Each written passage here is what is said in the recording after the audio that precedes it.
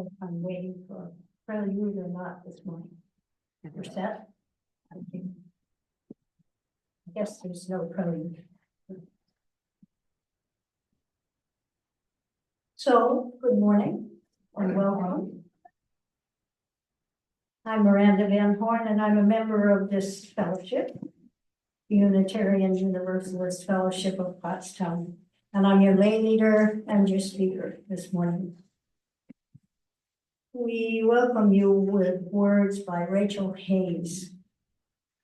Welcome to you, old friends and new, young and old. You are an essential part of our celebration today. Whether today is your first or your thousandth Sunday, your thousandth Sunday in our midst, we are stronger because you are with us, and we are one people of many beliefs, many origins, sexualities, and genders. We are all growing, all learning, all loved. Just as you are welcome here.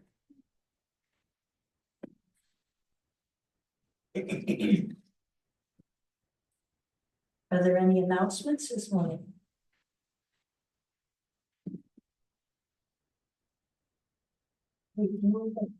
Thank you. Short as I am, this is just too low for me. I don't know where it is. Anyway, my name is Diane. I'm a member here, and next Sunday, the 5th of January, just in case it's not actually next Sunday, the 5th of January, I think it's next Sunday, between 2 and 4 in the afternoon in the fellowship hall, Erica Dusky and I are going to be hosting a couple of hours of paper craft or collage or card making, playing with paper, kindergarten for adults. I would not bring your children because you should come and spend the time for yourself to start the year creatively. They get enough time to play. This is your time to play. You don't have to bring anything at all. We will provide all the supplies.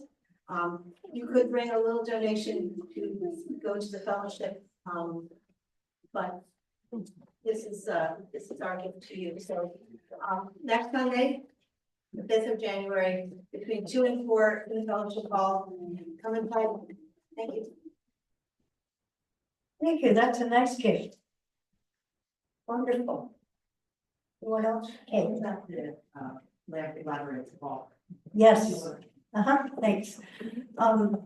Leverage Walk is happening on Wednesday, January 1st. We start at 12 with an hour. That's an hour from 12 to 1 set aside for the children. And then from 1 to 4, we're open for adults. And today, actually, we're going to set up for it. So I think we have enough people. But if you are inclined to help move chairs and roll out that wonderful labyrinth, stick around after the service. And there'll be plenty to do. That's that. Any other announcements?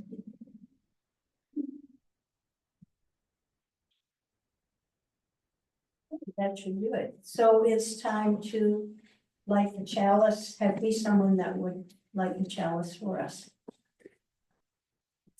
Kids are all playing.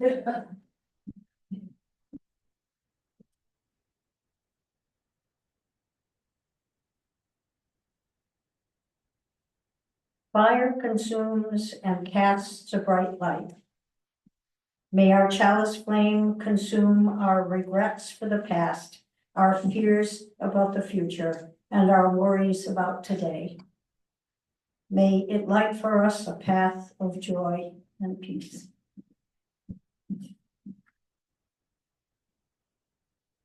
I have for opening words, I forgot the chime. Oh, the chime happens now.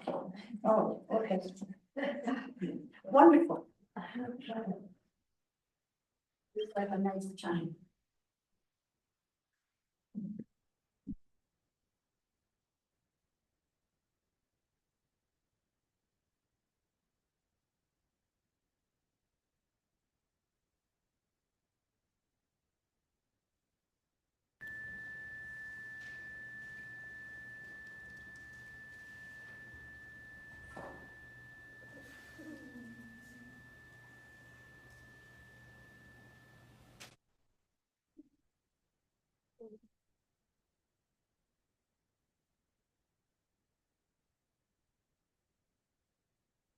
We have opening words by Donald C. Babcock.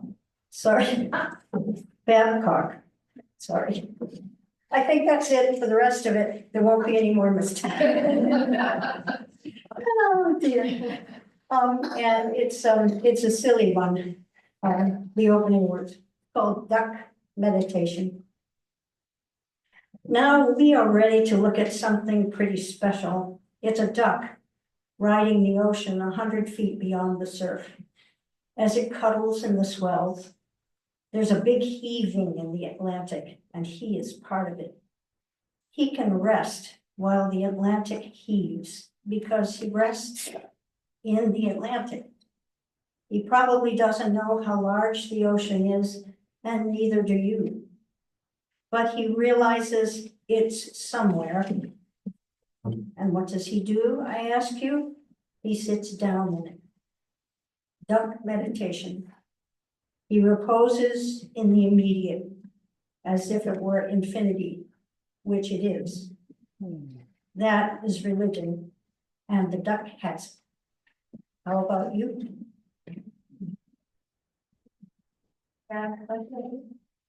Wonderful page, but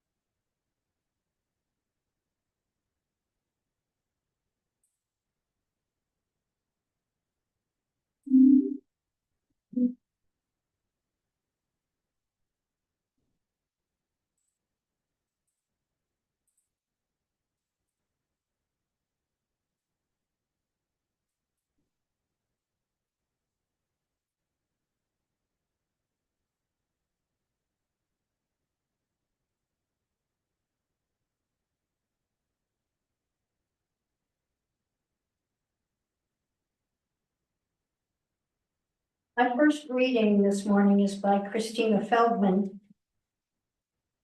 She's the author of a book called Boundless Heart, the Buddhist teachings on loving kindness, compassion, joy, and equanimity. A teacher at a Buddhist temple recounted how one of his students, living on a busy, noisy street in Manhattan, hung on the inside of his front door that opened onto the sidewalk, a sign that simply said meditation hall.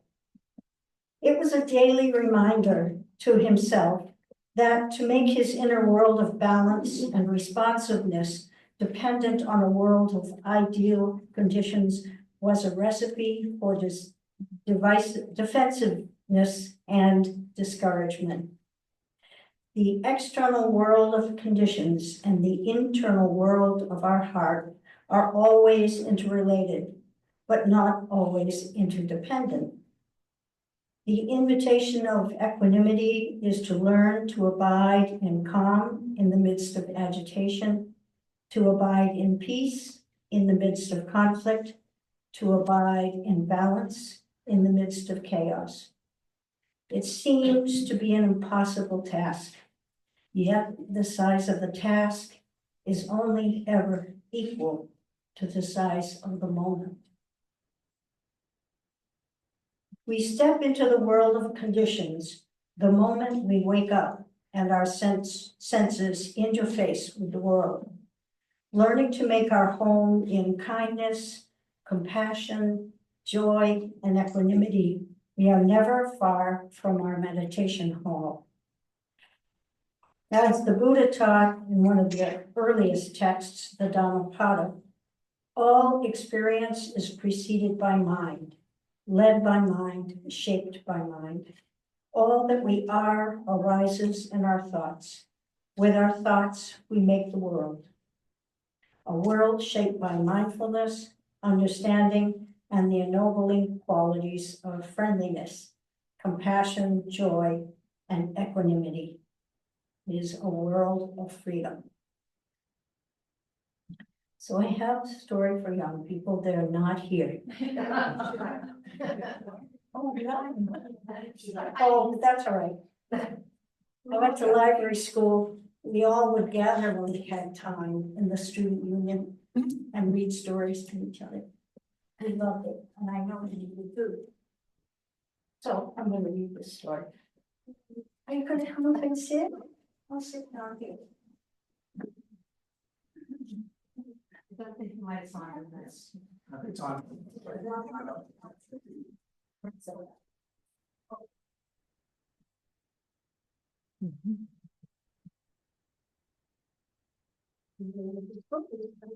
Changes.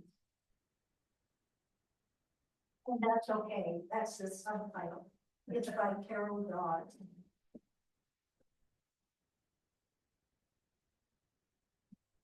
Rain falls from clouds in the sky. And then the sun appears, making everything dry. Raindrops caught in a sunny beam, a rainbow shimmers, like in a dream.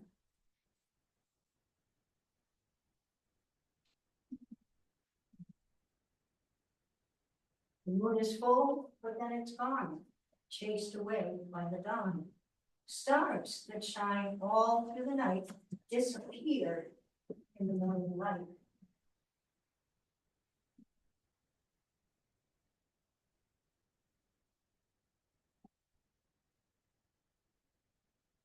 Everything changes, night to day, everything changes, and that's okay.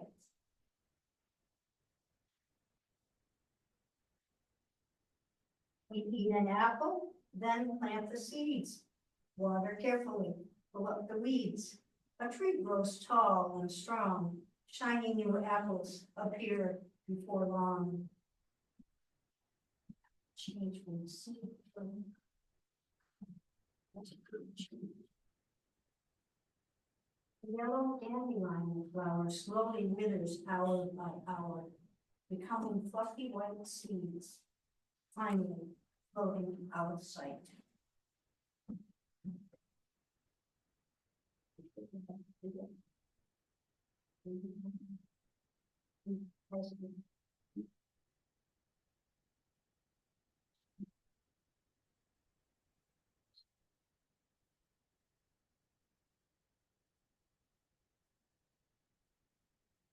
Changes day to night.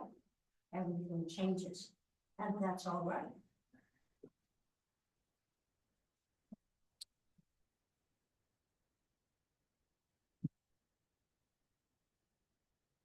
Who loves to chase and scrounge becomes a cat who loves to lounge. You know it now?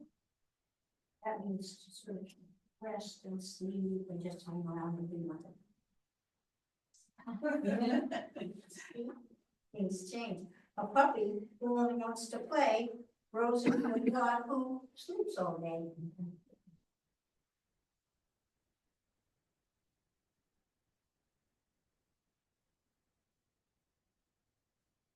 We read a book, turn each page, learn more each day as we age.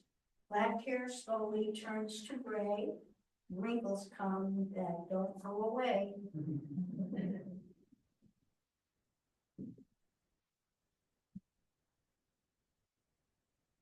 Everything changes, this is true. Everything changes, even you.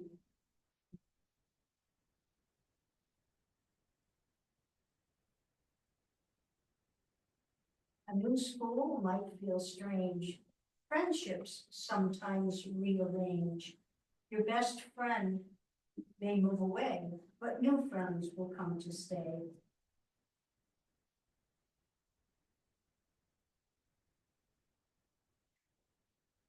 You build a sandcastle all day, then a wave comes and washes it away. Your favorite game becomes a bore. You don't want to play it anymore.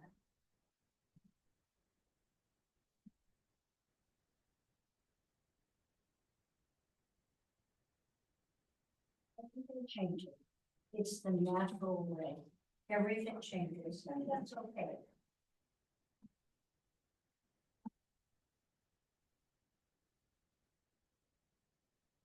You might feel sad for quite a while, and something happens, you make you smile. Feel embarrassed and close your eyes, but then the confidence returns, a nice surprise.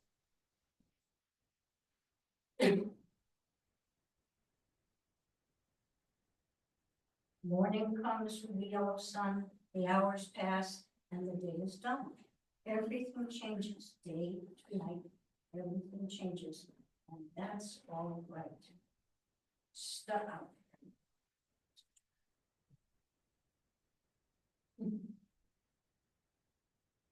Stars shine brightly, sharp and clear, then fade away when morning's near. Everything changes, night to day, everything changes. That's okay.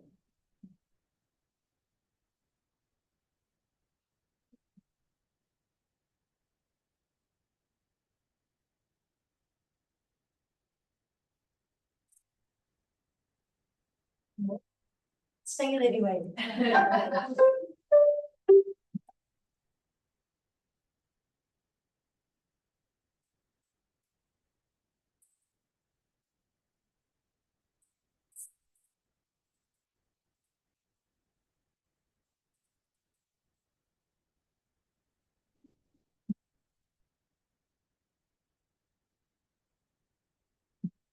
Time for the offering.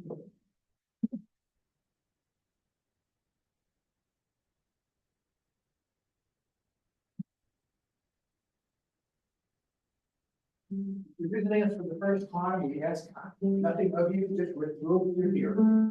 That's that.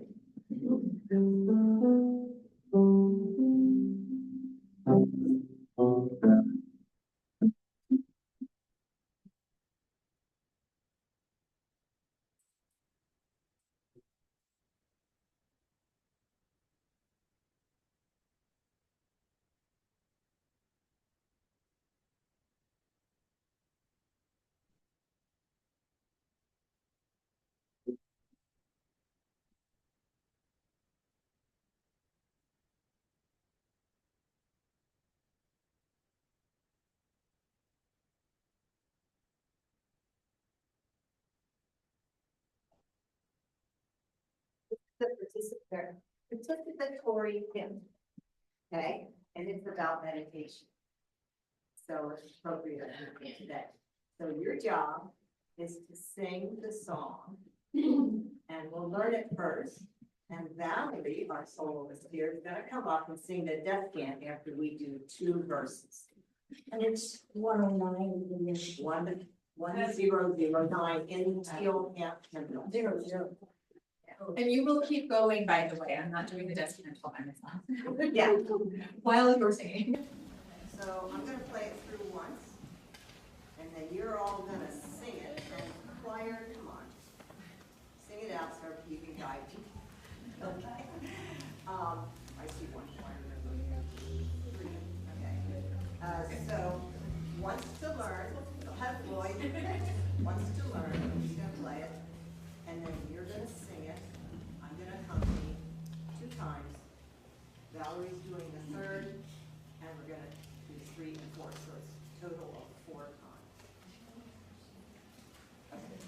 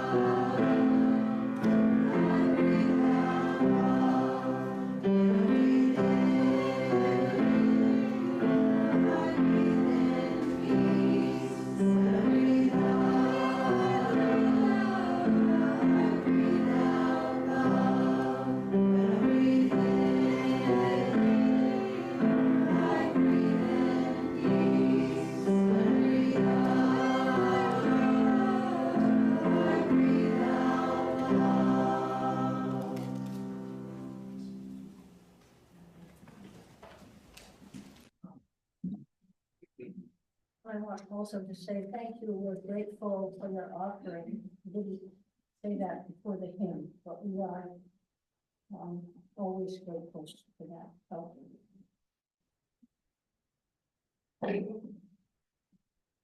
I have a second reading. This is also from something called Duck Meditation. It's a video and it's available on YouTube and it's free. And there are lots and lots of wonderful videos to help you with your meditation practice on YouTube. And as well, we have a meditation group that meets on Tuesdays at 4 online. So see me if you want information about that. So Tara Brock says, the Brahmi Viharas. Now, she's talking about what's called the Brahmi Viharas, which means Brahmi is Pali for, not Brahmi, Brahma is Pali for noble or divine, I'm told. And Vihara is a dwelling in Pali. So it's a dwelling sort of for yourself or for your heart. She says that she notices when she talks about the Brahma Viharas, loving kindness, compassion, joy, and equanimity. There are 4 of them. People are really juiced, she says, wanting to hear about the first 3. And she says, and then I get to equanimity and it's like, You know, it doesn't have quite the appeal, she says, as joy and love and compassion, you know, just doesn't sting. It's not, you know, easy on the tongue. Joy, compassion, love, and equanimity. But actually, as you explore it, you find that it's vital. Tara continues, I will share, though, that my first introduction to Buddhism was in the 11th grade in a comparative religion class. And I remember that when I heard about the middle way, when I heard about equanimity, when I heard about not getting caught in desire, I immediately wrote off Buddhism. Yes, not for me. So, of course, over the years, she discovered that the middle way and equanimity are actually the grounds for the deepest happiness possible. So what is equanimity?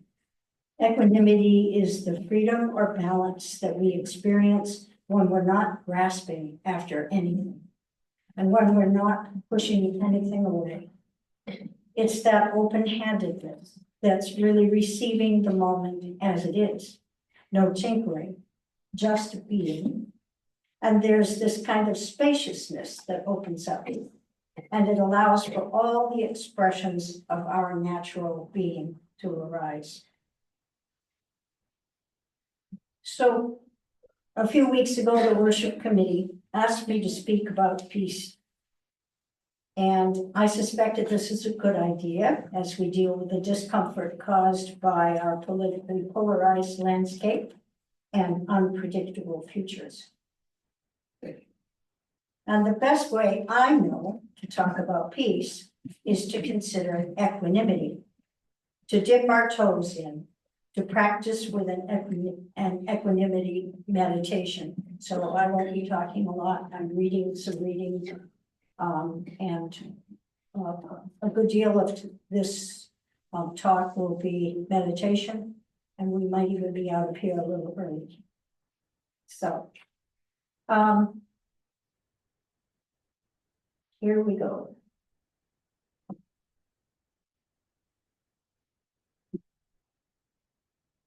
So you've had a short introduction to the 4 immeasurables. It's called the Brahma Viharas, or the 4 immeasurables, or the 4 abodes. There are all kinds of names for it. I was going to bring something for you to see. I have this encyclopedia of Buddhist terms, and at the back of it is this enormous list of lists. And this is the way that the Buddhists taught. for many, many years was, it was an oral transmission. And so they learned about Buddhism by learning lists of things. So it's the Four Noble Truths, the Eightfold Path to awakening, the Three Refuges, the Four Abodes, and all of that. So it's a list of lists, and it goes up to the hundreds and more of in the names of the lists, and it's a wonderful thing to look at. And I meant to bring it so you could actually see it. So anyway, the four immeasurables or abodes or Brahmaviharas. They're a set of virtues that are meant to help people achieve happiness and remove ill will, cruelty, and jealousy. They are loving kindness, compassion, sympathetic joy, and equanimity. They're also called the four boundless qualities. And the fourth is equanimity. And well, let's see. Yes, Christina Feldman, who I quoted earlier, she was the one that had the story about the young man who put a sign on the inside of his door saying, out there is the meditation hall. That's Christine Feldman. And she says that equanimity is the understanding of what it means to stand in the midst of all experience with unshakable balance, to be responsive yet unbroken. Standing in the middle of life with a boundless poise and balance, a spacious stillness of heart.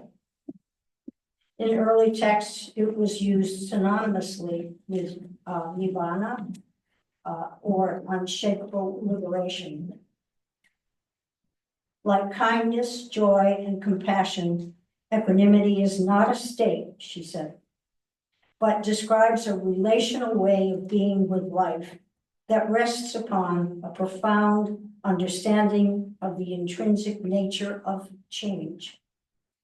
Unpredictability that is at the heart of all events and experience. In the midst of all of this,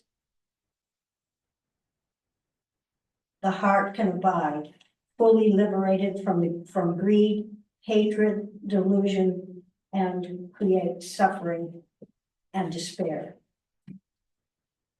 She reminds us that key to helping your heart take up residence in the abode of equanimity is a regular meditation practice. So part of what we need to do is learn about equanimity, what it is, and where its importance is. And the other part of it is at the same time developing a skill of meditation so that when you're practicing, you get accustomed to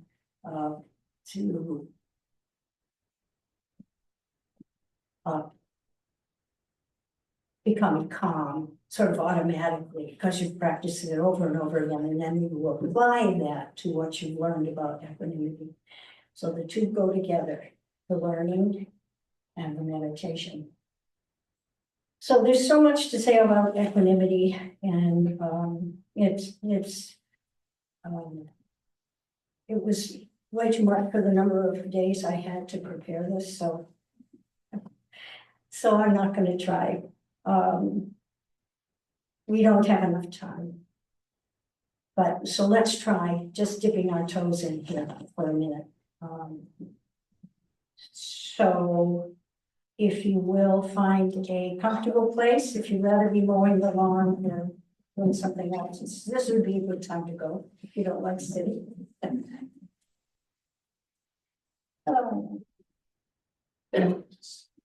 And this compassion and equanimity meditation is also available on YouTube.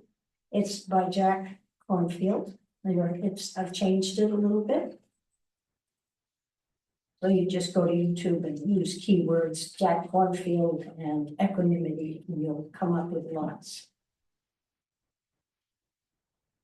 Jack tells us that equanimity is generally taught as a complement to the practice of loving kindness and compassion because it's understood in Buddhist psychology that if we only practice loving kindness and compassion, we can mistakenly get attached to the way things are supposed to be. Because we love and care so much, we start to grasp at how it's supposed to be and struggle with the world rather than serving it. In a loving kindness meditation, you would sit with a wish for loving kindness and compassion for yourself, and then for someone you're close to, and someone you love, and then someone you don't know very well, and maybe the cashier at the drugstore or something like that, or a politician or a singer, or even without knowing, the mayor of Sandusky, Ohio. Who knows? Whatever. Pick someone you don't know.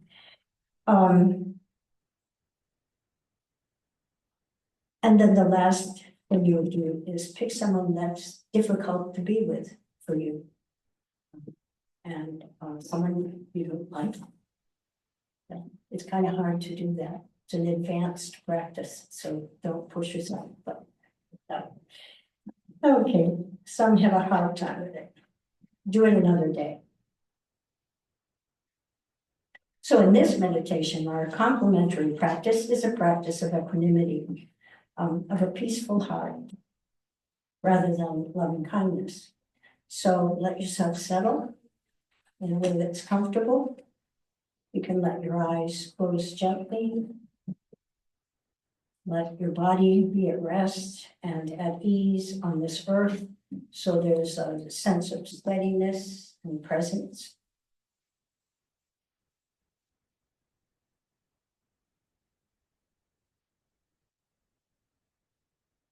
And take some deeper breaths just to release any tensions that you're holding for the moment, to become more present.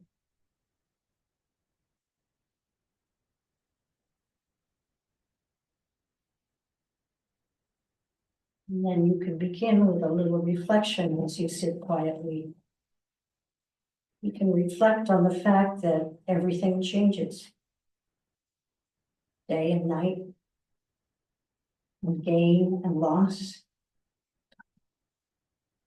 and health, and sickness, and breathing in and breathing out.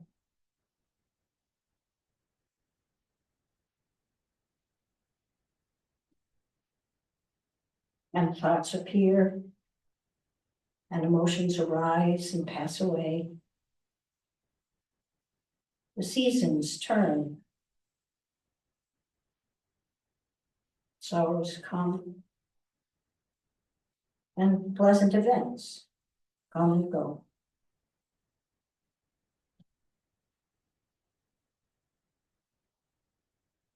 People come into our lives for a time and then leave.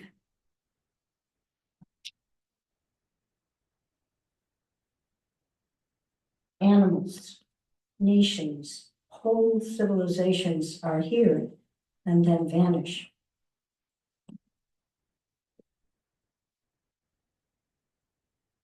All things in this vast created world have the nature of arising for a time and passing away.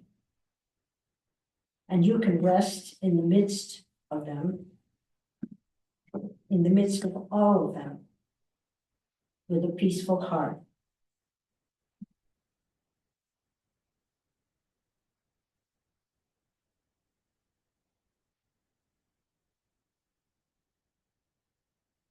And now a second reflection is to think of someone you know who has a peaceful and steady heart, someone who remains steady and calm and present and loving. Amidst all the ups and downs, they live with a peaceful heart. And they notice what it's like, and you can notice what it's like to be around such a person. Someone whose heart is somewhat unflappable, balanced, gracious, steady amidst it all.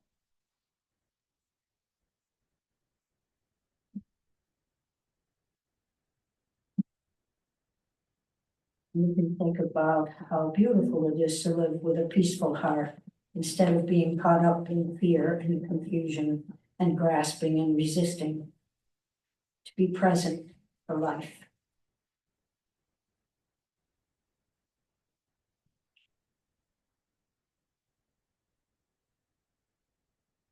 You can reflect on the beauties of a peaceful heart in your family, in your community, and in your own body.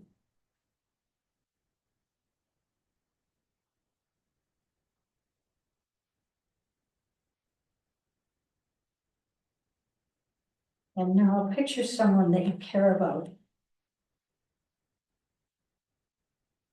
Someone where there's a natural, easy care.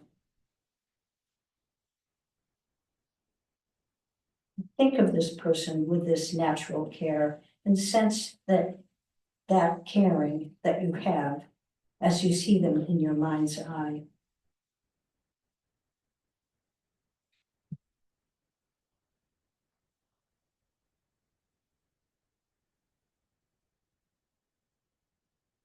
Feel them in your memory, in your image of them, and then wish them well.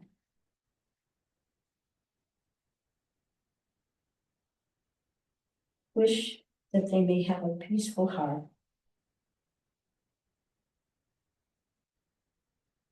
As you gaze at them inwardly, make these kinds of wishes. May you see the arising and passing of all things with equanimity and balance.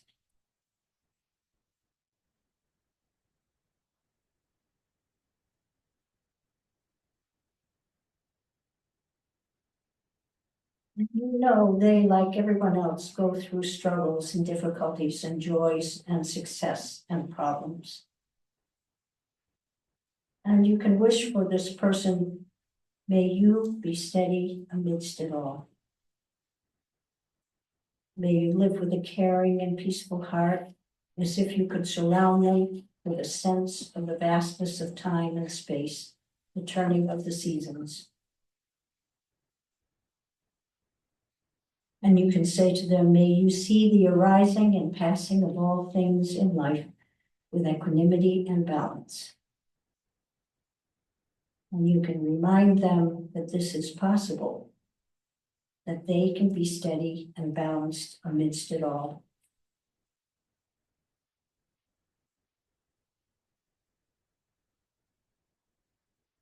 Now let yourself imagine that this loved one, this person you care about, gazes back at you and wishes the same for you. And that person says to you, may you see the arising and passing of all things with equanimity and balance. They wish it for you. And with all the struggles and hopes and plans and successes and failures, they gaze at you. May you be steady and balanced amidst it all. May you live with a caring and peaceful heart, they say.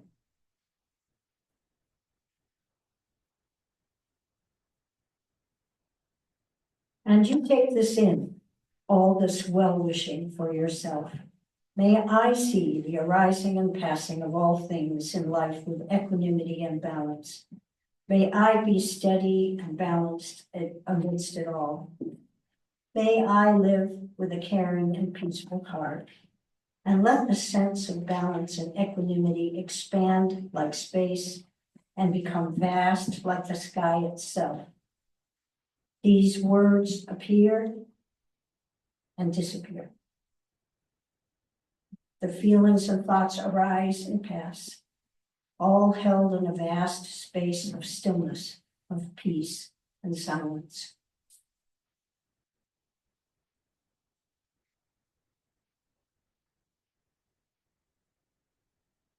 And now let yourself remember certain emotions that have been difficult: worries, upset, frustration, boredom, anger. Pick one. And as you remember the emotion and its difficulty, Let it show itself. And let it open as wide as it wants to fill the vastness with disappointment or anger or fear. Let it get as big as it wants. Give it space. If it's sadness, vast sadness. If it's frustration, huge frustration. And then notice when you allow experiences to expand wider and broader and become vast, they begin to dissipate. They become translucent and transparent. They become like a wave in the ocean or a cloud in the sky that arises for a time and then passes away. May I see the arising and passing of all things with equanimity and balance. Spacious, gracious. May I be steady and balanced amidst it all, and may I live with a caring and peaceful heart.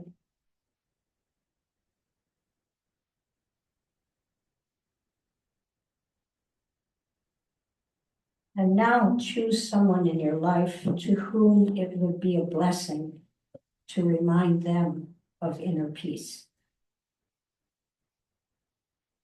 Picture them as if you could surround them with blessings, a stillness, and a peace. You can say to them, may you see the arising and passing of all things with equanimity and balance. May you be steady and balanced amidst it all. And may you live with a caring and peaceful heart.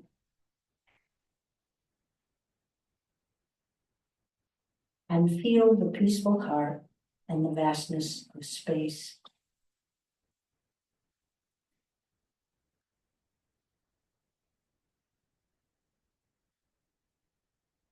And now you become the wise one, the Buddha herself or himself, resting in a peaceful heart amidst it all. And now let it expand further, imagining that the field of equanimity and peace extends from you in every direction, and that beings everywhere are being held in this vast open space of peace and stillness, even for a moment, wherever they are, remembering that they too can see the arising and passing of all things with balance.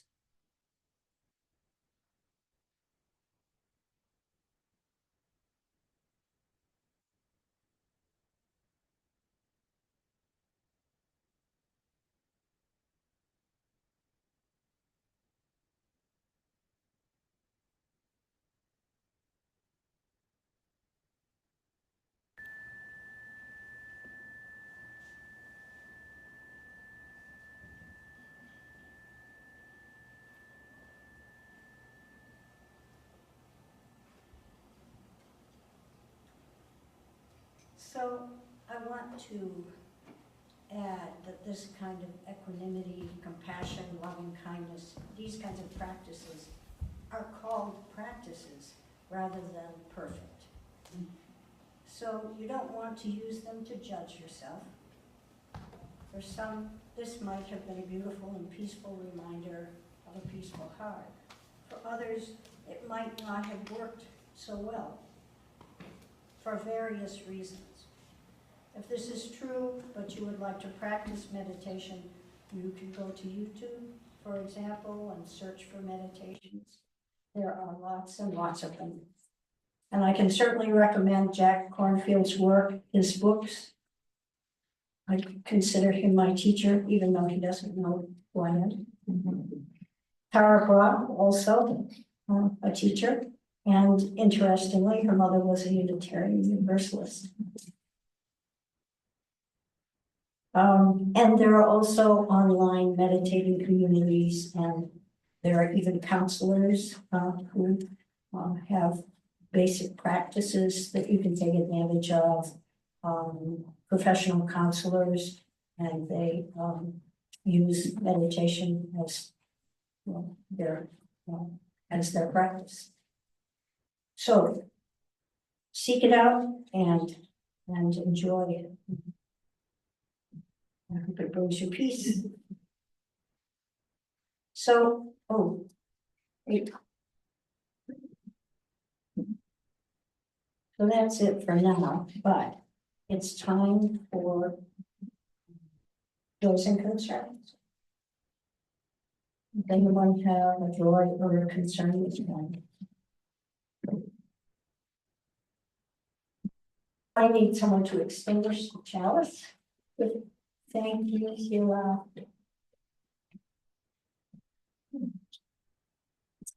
We extinguish this flame, but not the light of wisdom, the warmth of unity, or the fire of commitment. These we have in our hearts and in our hands. Still we are together. May we all understand the importance of our lives, meeting inevitable difficulties throughout the day with more patience, kindness, and understanding. May we each cultivate our inner wisdom, self-respect, and compassion, and serve as sources of healing in our troubled world. May we all free our hearts and minds to awaken further each day, little by little. Thank you.